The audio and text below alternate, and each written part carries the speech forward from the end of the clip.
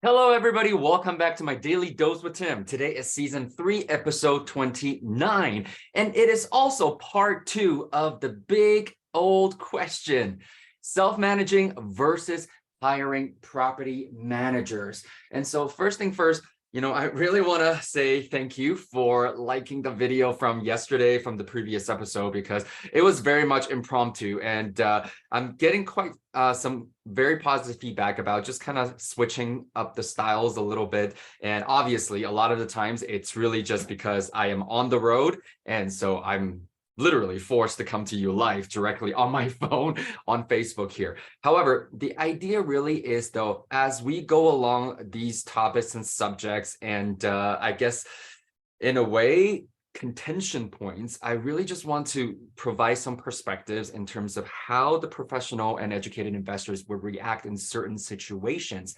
And as I said, I have a lot more stories to share regarding that particular property that I went to visit, and also the tenants and what's been happening. However, today I really want to first thing first, because this is based on some of the comments and the DMs that I am getting. So really, based on your feedback, I decided that today this is probably more of an important view, because as investors, we always say we let the numbers do the talking. And so today I'm going to bring everything onto the board with you again, so that you can actually see it and visualize this. Because so many times, and I know this happens especially when you are very new into the game. And as I mentioned before, it is totally okay if you do decide to self-manage in the beginning when you only have 1 or 2, maybe even 3 properties, okay? And if it helps you with your bottom line. However, most importantly, though, I really want to make sure that that bottom line is really not the driving force. I want you to be doing it simply because you are learning how to property manage, so that later on, when you are managing the managers and working with the property managers across different cities, different provinces, different states, and different countries, you have that foundation, okay? So initially, yes, the reasons might be multifolds, okay? Multifolds, is that right? Basically, you may have many different reasons that all make sense for you to choose to self-manage. And I know that for amateurs in particular, money is really the only reason. However, as professionals, I want you to really take a look at some of these numbers. I'm going to keep it very simple and very straightforward, okay?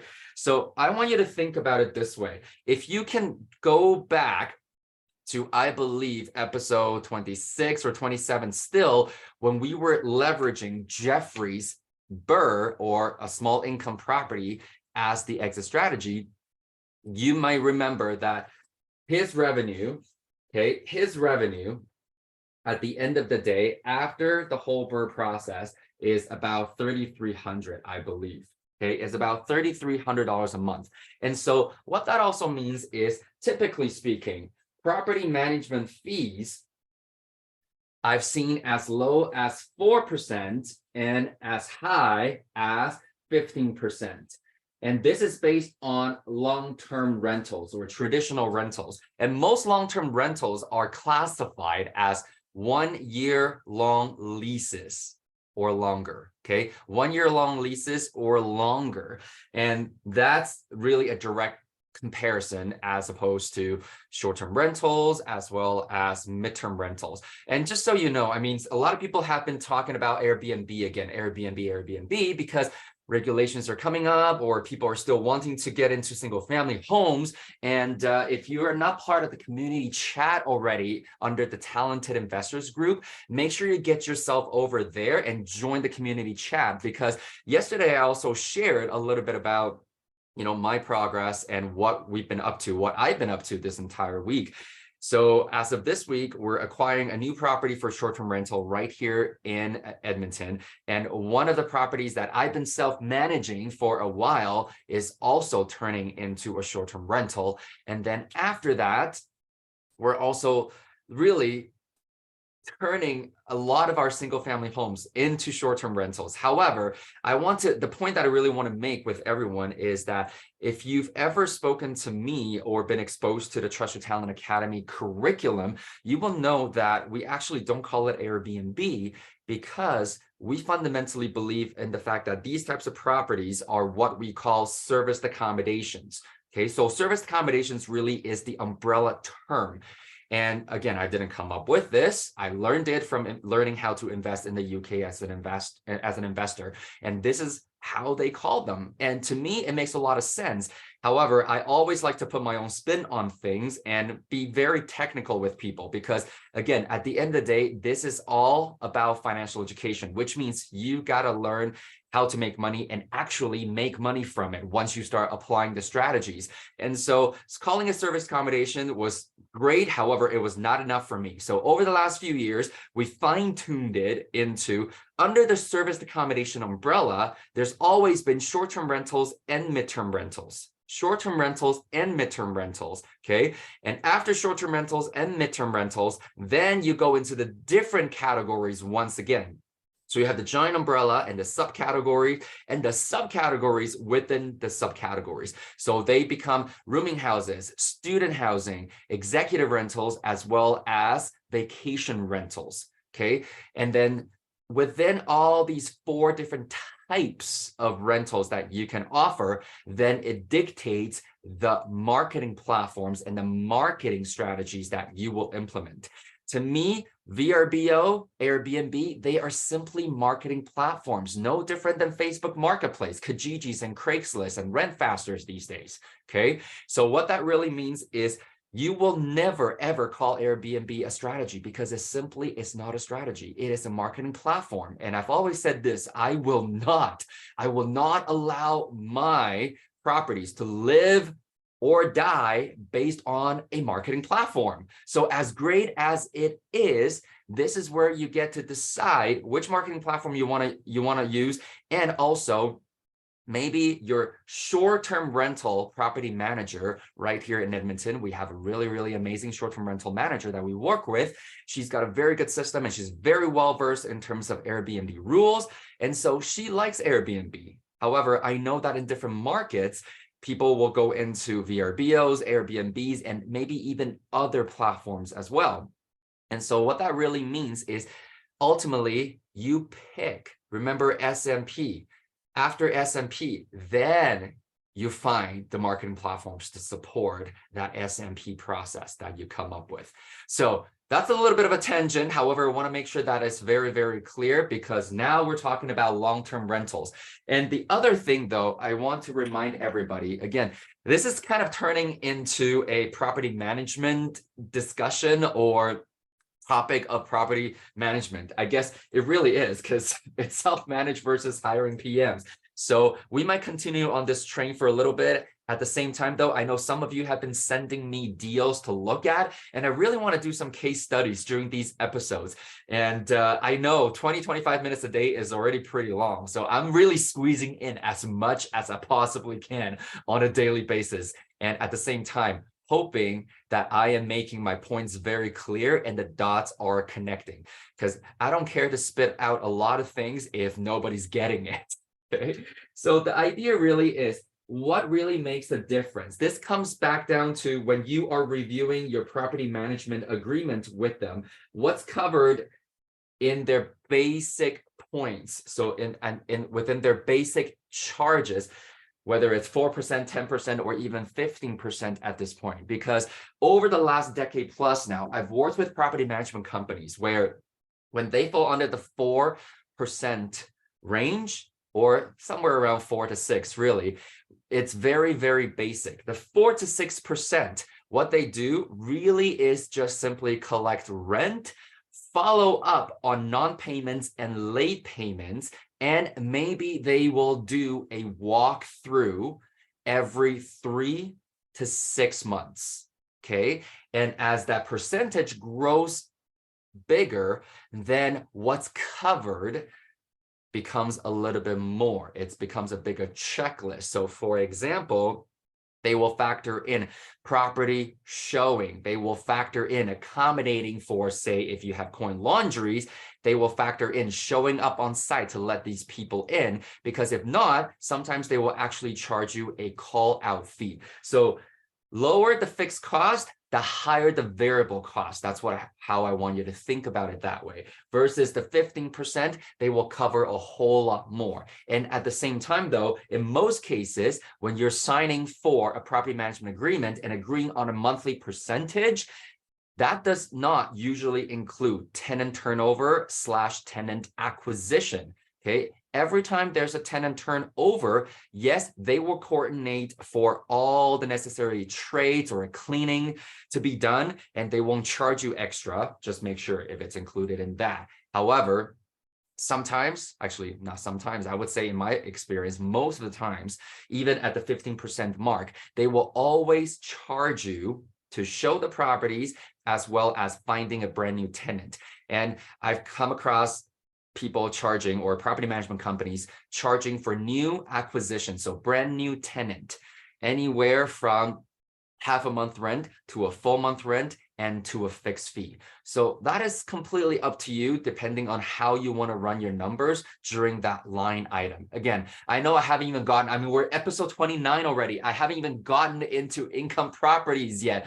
So I know we touched on a little bit of that when we were going through the BRRRR process, as well as Jeffrey's flip deal in the previous episodes. However, remember, that becomes a line item that you need to learn to budget in. Way too many people don't stress test their own deals enough to protect themselves. And that's why they walk away wondering, oh my goodness, I thought I was going to be cash flowing pretty well, especially after stabilization. Why is my cash flow non-existent? Or even if it's there, why is it so low and not according to plan? Okay, this is where you really, really need a different set of eyes, your coaches, your mentors to come in and help you, because we've been doing this for so long and we do this day in and day out. Okay, and so coming back here between 4 to 15%, now you understand the difference. Now, what I'm going to do is I am going to actually take the higher end. Okay, I'm going to take the higher end of this number. You know me, when it comes to revenue, I like to under budget and underestimate. When it comes to expenses, I like to over budget. Call it the Asian in me, call it the calculator risk investor in me. This is how I do things so that I can make sure that my money's protected. And more importantly, my OPM is well protected, so that I don't want to have conversations with my OPMs and go, well, so, we need to do a cash call now because I did not factor in all these different things that I was supposed to. Okay, so coming back here, I want you to really do the quick math. If it's 15% on a monthly basis, charged against the gross revenue of $3,300 a month, what does that number look like? So basically, it's going to look like $495. $495. I know some of you right now is having a bit of a clutch my pearls moment. Okay, $495. Can you imagine that being a part of your cash flow? It sounds like a lot of money, right? And it could be, because for many of us, that could be a car payment that could contribute a big chunk of our monthly housing expenses, if that's what we are working towards.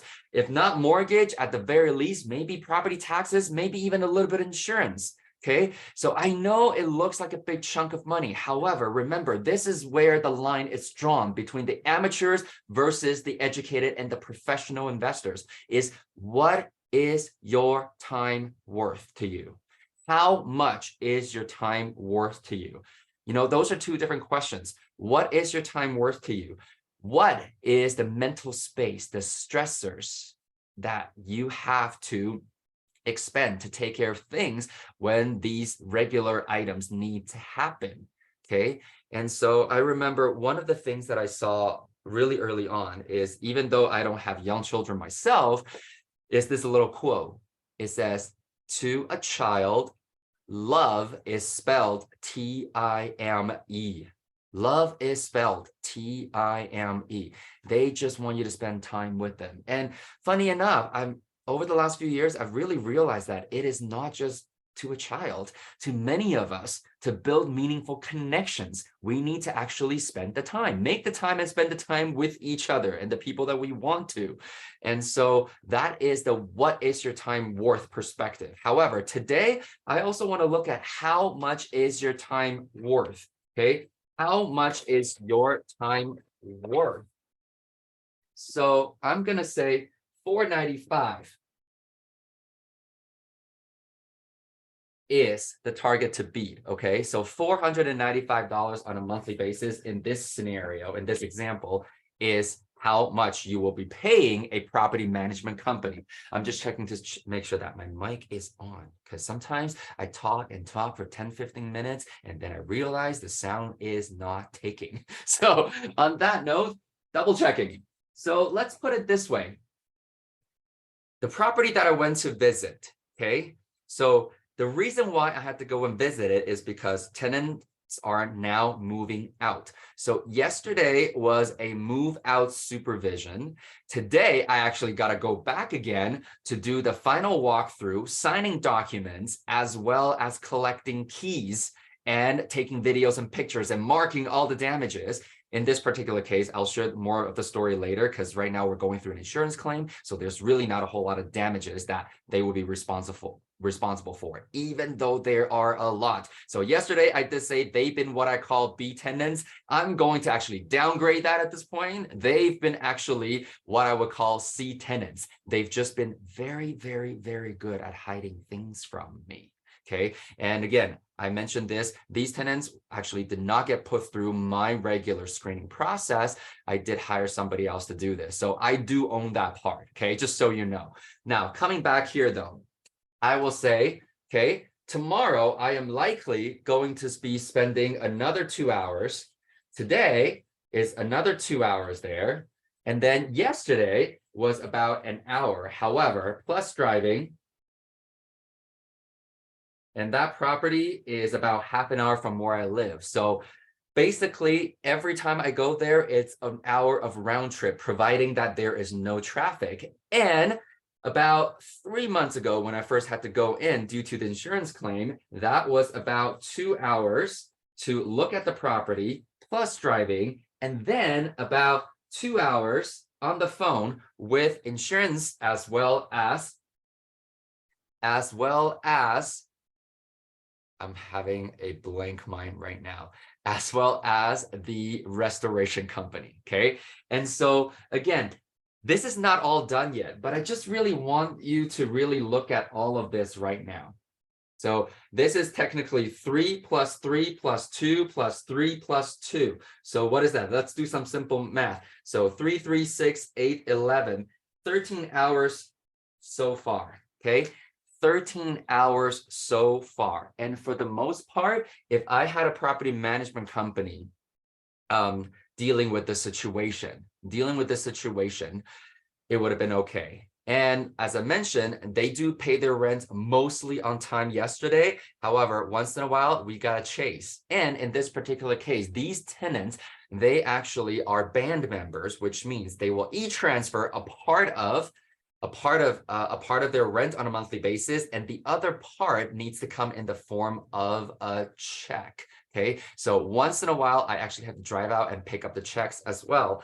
And so again, long story, I won't go there with you, but I want to come back here. In this particular case, and I will share this with you, Jeffrey is charging $3,300 in rent, and that's why 15% of that is $495. And on this property, honestly, it is only $2,000 a month, just a little bit shy of that. However, I just want to share with you, even though I am overestimating this expense, I want to share this with you, okay? Even just over the last 3 months that I have to go through this, okay? So 495 times 3 months. We're now at 1485. I hope all of you can see this. It looks pretty clear to me.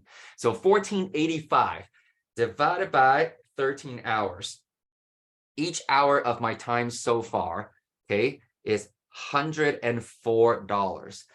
I mean, I don't know about you, okay? I don't know about you, 114 an hour seems like a lot of money to save. And this is, remember, this is just because there's a special circumstance that is happening currently at the moment, okay? Now, I want you to think about, first of all, opportunity cost. What could I have been doing during those 13 hours? What could I have been doing during those 13 hours? I know we haven't covered a lot of the other strategies, excuse me, getting used to the marker fumes again. So I know we have not gone into lease options or wholesale or other income properties. However, at this point, I will share this with you. Knowing my own numbers now, when as an investor, as a mentor, as a trainer in this industry, my hourly rate typically is anywhere between $500 over to $2,000 per hour. Okay, so would I have been better off spending $114 an hour to let somebody else take care of it? Okay, absolutely, absolutely. And I want to quickly show you what that means, because an average, when we get into a lease option module, you will see that. However, if you cannot wait, I'm going to post the YouTube link for season 1 and season 2 so that you can go back and rewatch the lease options modules in those seasons. Okay, now I'm going to share with you for lease options, for example, typically speaking, we aim for $20,000 a year in total profit. So let's say if this is a 3-year deal, that's a $60,000 deal, okay, over 3 years. Now, assuming that I'm splitting and sharing the wealth 50-50, so what that means is my part is $30,000, okay, to find the deal, to structure the deal, and to package it out, and to invite an OPM to come in and join me on this deal. When I first got started, I remember the first few deals would take me 40, 50, sometimes even 80 and 100 hours to put together because I was new. Everything that I was doing was learning for the very first time. And now, almost 13 years later, it literally takes me about 5 to 8 hours. 5 to 8 hours to package a lease option deal and have a buyer, have a qualified tenant buyer ready, and have my OPM ready, okay? And so I'm gonna once again take on the high end. I said 5 to 8 hours. 5 to 8 hours. I'm gonna say 8 hours, okay? In the beginning. So to set it up, and every year, and again, when you go to the lease options module, you'll hear me say this quite a bit too. How often do you actually check up on them? Different class of tenants at this point. So let's say every quarter you do check up on them. So every single year is 1 hour each checkup, and you do it 4 times, and then you do it over 3 years, okay? If you want to add some time for gas and for your driving time as well, feel free to add it there. Okay, so I'm gonna just do it this way. So this is basically inspection plus driving time, okay? If that's how you want to look at it over the 3-year period. And at exit, I will likely spend another 4 hours to make sure that all the paperworks are done and ready for all parties involved. So let's add this all up. 2 times 4 is 8. 8 times 3 is 24. 24 hours plus 8 hours, 32 plus 4, 36 hours in total. Okay, so now I want you to take out your calculators, punch in $30,000 because that's my share after sharing the wealth 50-50. Okay, divided by, what did I say? 36 hours. Each hour is $833 that I would be making, that you could be making. And so does it make sense to not hire somebody for $114? And again, that number is very out of whack because it typically works out to be about 20, 30, at the very most $40 an hour. Okay, I literally use a much higher rent and a much higher property management percentage, and using my personal example, which is a lower value property and a lower value rent, and the numbers still work because, again, you gotta know your numbers, and knowing your numbers comes from knowing your goal and your strategies that you're going to be applying. So it still goes back to the goal SMP conversation. So if you have not watched that episode yet, make sure you go back to the previous episodes. And if you like this episode, make sure you like it, comment, and if you got questions, make sure you comment on it or DM me directly, okay? So here's the thing. It's all about how much is your time worth. And so some people will actually look at this, and I know a lot of our students, right before they enroll into the curriculum, they look at these numbers, and this is actually where they get the aha moments and the light bulb moments. So many of us, we are trained to think, if I want something done right, I gotta do it myself. That is a horrible, horrible, horrible mindset. Okay, that is what prevents most people from not growing and not being able to scale their portfolio. And once again, that's also where the line is drawn between the amateurs versus the professionals. Okay, I want you to really understand that. So number one, what is your time worth? And number two, how much is your time worth? So with that said, this is it for today. If you got questions and feedback, let me know. And if you like it, enjoy it, like, comment, and share this with people that you think need to hear this, because I really want people to understand this is about financial education, leveraging real estate investing, and so that you can slowly free yourself up, free your mind space, free your bank account up, and free your time up so that you can actually pursue a meaningful life that you want to have. So on that note, have a great rest of the day. And I will be sharing the links, as I mentioned, for the previous episodes, previous seasons, and also the upcoming events that we have. So Daily Dose is Monday to Friday, every single day at noon Eastern time.